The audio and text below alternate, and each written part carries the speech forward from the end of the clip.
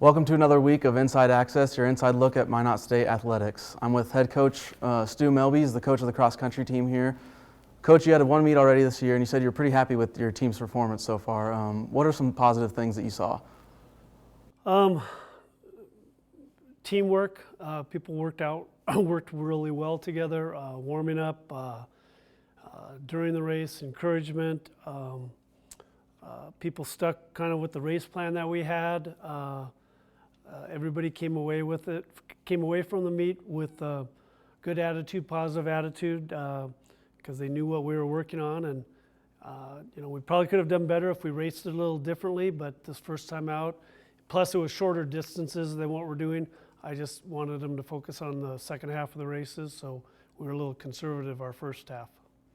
Let's talk about your two different teams here. On the women's side, you have one senior and one junior.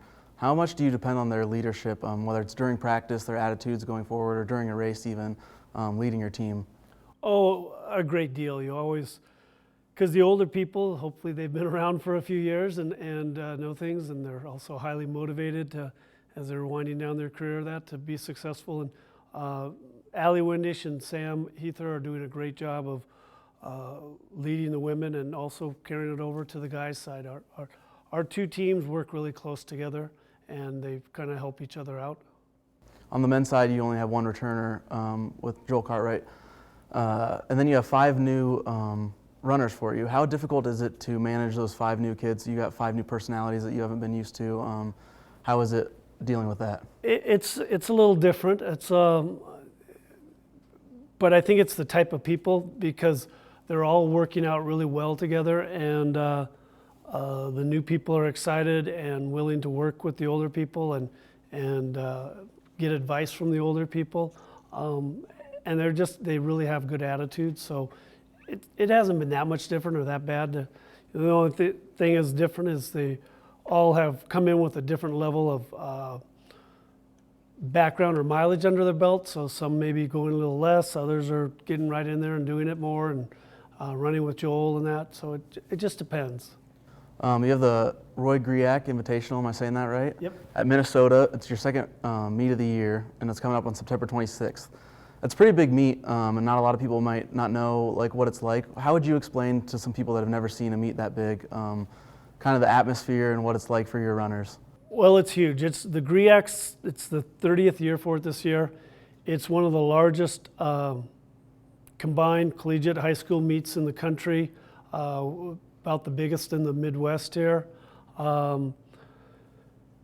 They just do a class act. I mean, how they treat the kids, how they set up the course. They've got big screen TVs there showing the race and scrolling up the results and PA system.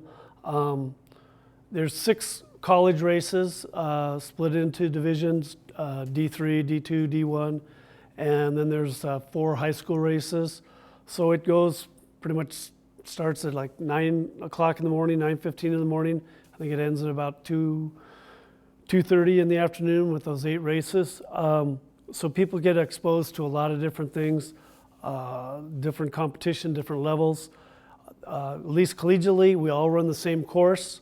So even though D2, we may not be against the D1s, but the kids can always kind of compare the times to them and see where they'd fit in there, or just how they'd fit up with some of their former high school teammates that are at different schools or different divisions, that type of thing. But overall, it's just the intensity of the meet, the caliber of athlete. It's a good experience for people moving on to nationals or just big competition. I think all the new guys and the new girls, none of them have been in a race that'll have this many people. The girls' race usually has about 350, same with the guys' race, runners in it.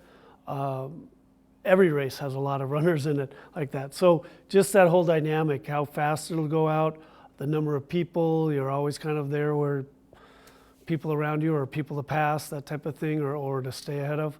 So it really opens them up to a higher level.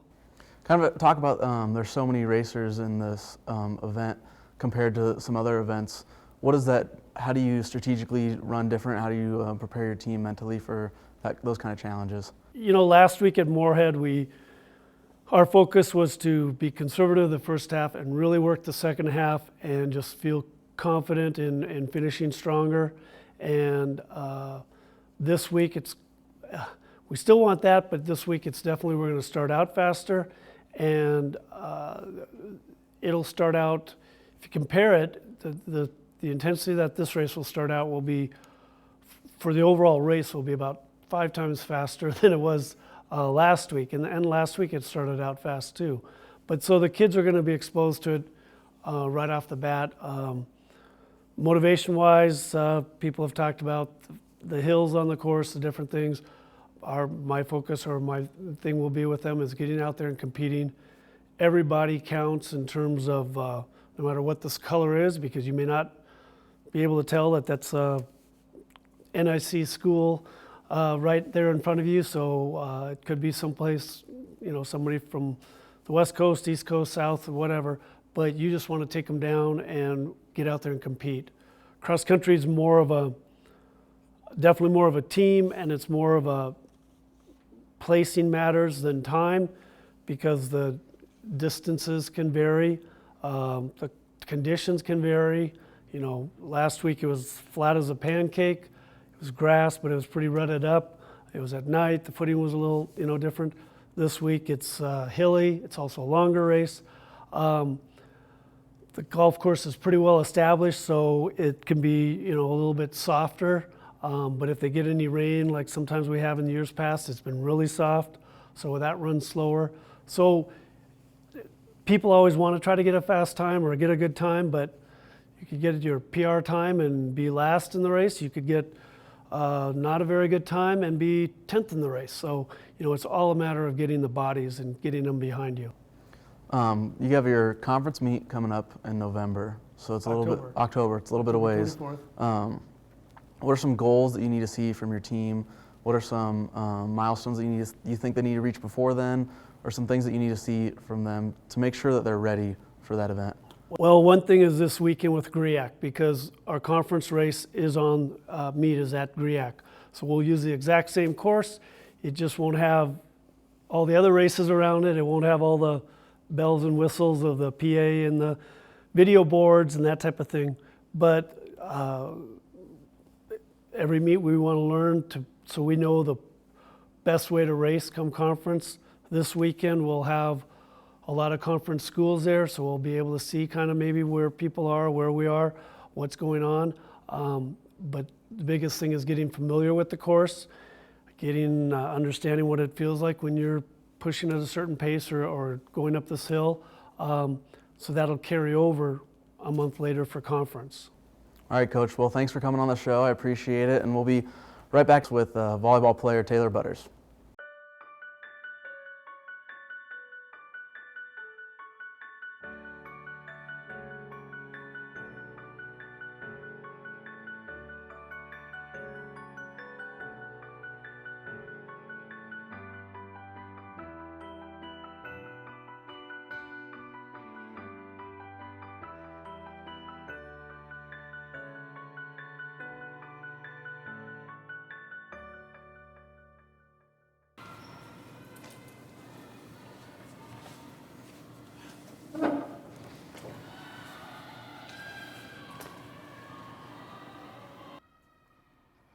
Hello and welcome to Marcel's Minute. I am Marcel Brinson, a senior on the football team, also a broadcasting major, and I'm here with senior quarterback and captain, Zach Cunha. Zach Cunha, welcome, sir. Thank you for having me, Marcel. It's great to be here. It's a pleasure. Yeah. You know what I mean? Of course, I just want to look at that smile all day. Anyways, Zach, so Zach, what brought you here to Minot State? You know, I know you're from California and everything, so right. Long way from home. Right. Only child as well, correct? I mean, yeah, I am. Yeah. You know, one of the main things that brought me to Minot is actually you. You know, the first time I was on my way to Minot, you were on the same plane as me. So when we got here, you know, we had that chemistry already going, and so it was just like, you know, I can't say no to Marcel. So once I heard you committed, then I had to commit. So like honestly, you know, thank you for bringing me here. You know, there's a funny story about that too. Remember the first time I saw you in the airport? No, I don't remember that. You came up to me. No, stop it. I know you remember. You came up to me. He's like, hey, I'm Zach Cunha. I'm like, Zach Cunha, what position you play? You play. He was like, yeah, I play quarterback. I said, oh, you do? I said, that's a big quarterback. Yeah. Could have swore you play offensive line or something. Yeah, like that was in January. So like when Coach Ford called me and told me I was going to go to North Dakota, I started putting on my winter weight. Okay. So that's why it was like that. Yep. Trying to stay you know warm. what I'm saying? Yeah, I want to stay warm because Hey, it was cold I up. feel you. Yeah, no. So. No, but all jokes aside, though, you are a fantastic quarterback, Zach. Thank you. You know what I mean? Did you play any other sports in high school? I did. I played basketball, and I was a little slow and unathletic for that. And I played baseball, which is a little bit more my sport. But yeah, I played both those all 4 years. It was fun. It was good. It was a good experience to have, and I think it helps you out as you go forward in football and stuff. It's always good to be well-rounded, I guess. Now, was football a sport that you always wanted to play in college, or did you think about playing baseball? When I was younger, I was really into baseball. I was on like all the travel teams and stuff. And then like I always liked football. My dad's a high school coach, so I was always around it. But it wasn't until like sophomore year when I really like started to be like, all right, like we're gonna go to football, But yeah, it was a good decision, I think. So happy I made it. Definitely. Yeah.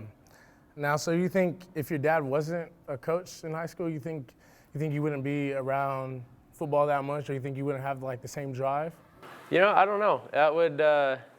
That's a good question, Marcel. Maybe if you look into your like crystal ball, you could see like what it would have been like. But no, I don't know what it would have been like. Maybe I would have played soccer. I feel you. I don't. You are good at soccer too, though. Yeah, Remember you played the girls? We did play the girls soccer team and we won. We won too. They were There you go. Salty. Real salty. So there's that one for you. Well, that's good. I'm glad that your dad played, a huge part in that, made you fall in love with the game. Did your dad also play as well, or was he just always a coach? Yeah, he played at Carroll College in Montana, and that's where he met my mom. I was at Carroll. So cute. So yeah, it was a little meet cute story. He's That's like you. You got a girlfriend here too? Yeah, I mean, I guess it's a little similar. Okay. Yeah, it's a little similar. Little, opposites attract type thing, or? Yeah. Okay, right. Yeah. Now, so you said that your dad's a coach. Yeah. Now, is that something that you're thinking about doing as well after college? Yeah, definitely. I enjoy being out there. When I go home, I like to go help out the guys, and it's a little different in high school. Like you would know. I mean, it's a little bit more fun. The kids are a little bit easier to like deal with, I guess. When you get to college, it's a little bit more serious. So it's fun to go back and hang out with those guys and get some good work in. And So, what's your major? Is it just coaching? it's math education and PE. So See, I always knew you were a smart one. You gotta be smart to play quarterback too, though. yeah. Well, I mean, you don't have to be. You could be a dumb quarterback, just probably be a bad one. So. So you're trying to say? But I mean, you're smart. No, but see, you're smart because you got to play safety. So I mean, you got to be a little smart. Those linebackers aren't very smart, so you got to tell them what to do. Hey. All right. So what's your pregame ritual? I know a lot of people have different pregame rituals. Some people like to dance. I met with some people from the soccer team. They said that they like to twerk in the locker room. Like to twerk. That's sounds a little ratchet to me. Do you like to twerk? I do not like to twerk. I'll sing a little bit. I'm not a real pump-up guy. I don't, I'm pumped up enough when the game starts. So I just like to have fun with it a little bit. I have a little quiet time.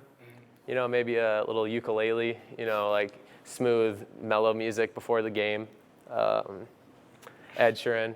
Yeah, that's pretty good. So is that little like, slow songs? Yeah, really like it. Okay, Definitely. so since we're talking about songs. Yeah. Okay, what's your favorite pregame song? Ooh. Actually, I'd have to go with the Mac Miller song. Mac Miller. Mac Miller, One of a Kind. One of a kind. That's definitely, yeah. I was thinking, kind of look like it. Eminem guy, maybe. Yeah, DMX. I mean, I do like Eminem. I like Eminem because he's like an English teacher, but rap style. Like, because he uses words no other person would ever think of using in a rap. But maybe that's like the weirdo part of me. You don't like country music before games or anything? No, not really. I like after games. That's I like like after post-game? games. I like some like toes in the water. Toes in the water. Yeah, I know you like that one. Hey, hey. Oh, but I know which one you really like. What is it then? The Garth Brooks song. Yeah. You remember what it's called? Friends It's in low places. That's the one yeah, right there. Yeah, That's you like that one. That's the after game Yeah, song that's right it. there. We'll That's put that on. That's the after game. We got to put that on after we win. Yep. Win. Thank you. I'll see you soon. Can we talk about my linebackers like that? You know they sensitive. Yeah. It's all good. That's why we got Eddie, and we can cut that.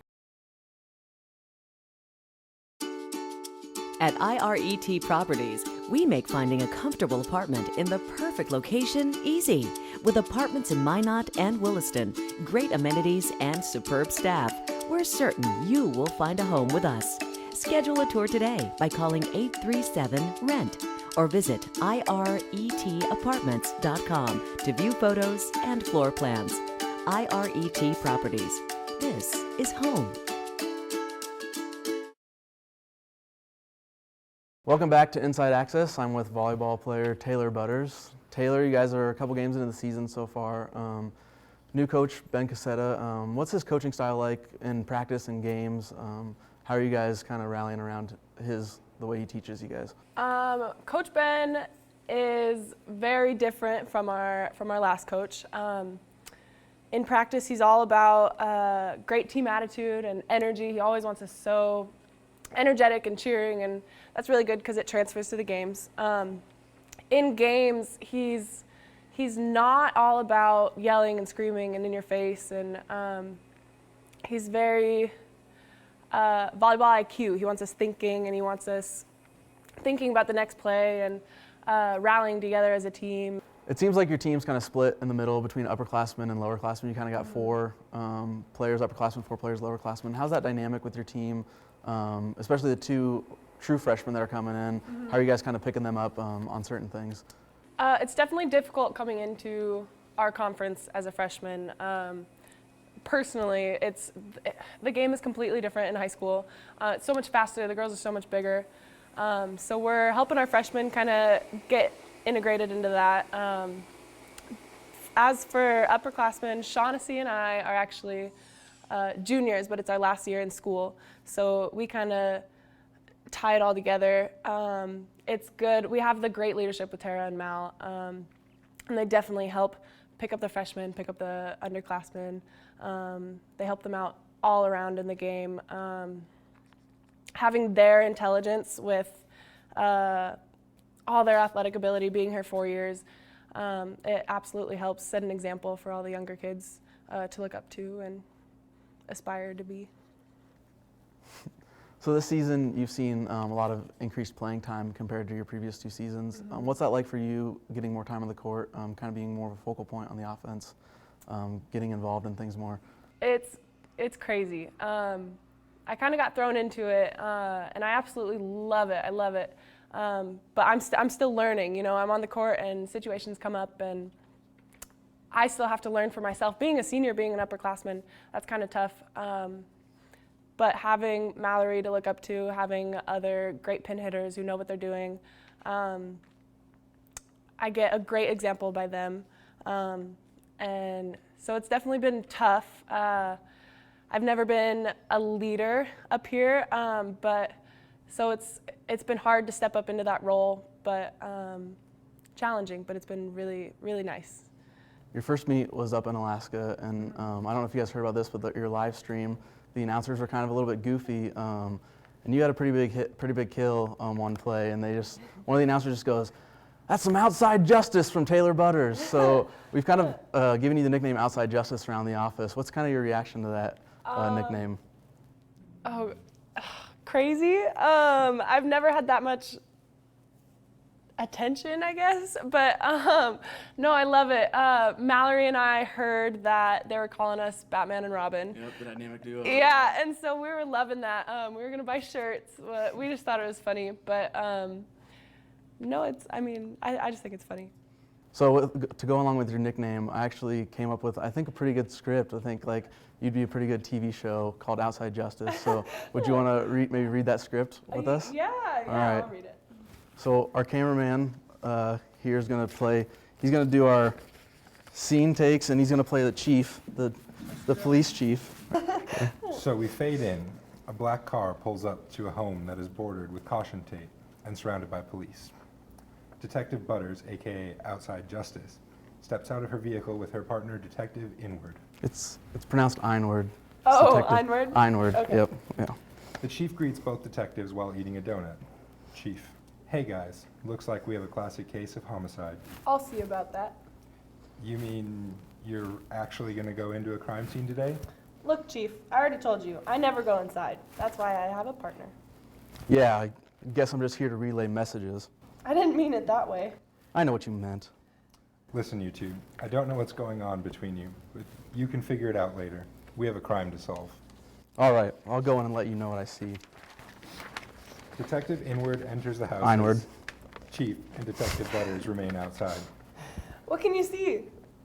I'm not sure. Looks like a knife wound, but I can't tell. You should really just come in and look for yourself. I told you, I never go inside. I've been meaning to ask you, where do you sleep at night?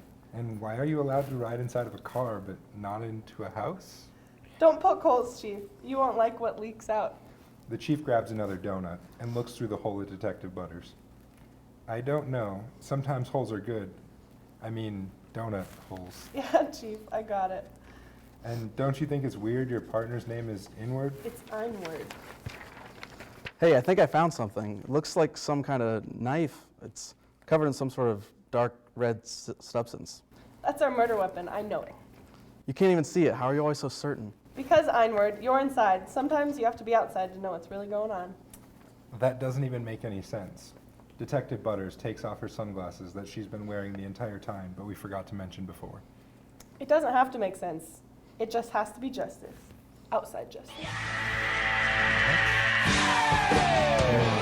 Yeah, that's pretty good. You think a pretty good script, right? Like I'm gonna go try and like pitch it to CBS or something and see if they'll pick it up. Yeah. All right. Pretty good, pretty good. All right, I like the way you guys reacted to that. It's pretty solid. So we'll see you next time on Inside Access. We got Outside Justice here on Inside Access, and we'll see you next week. Thanks.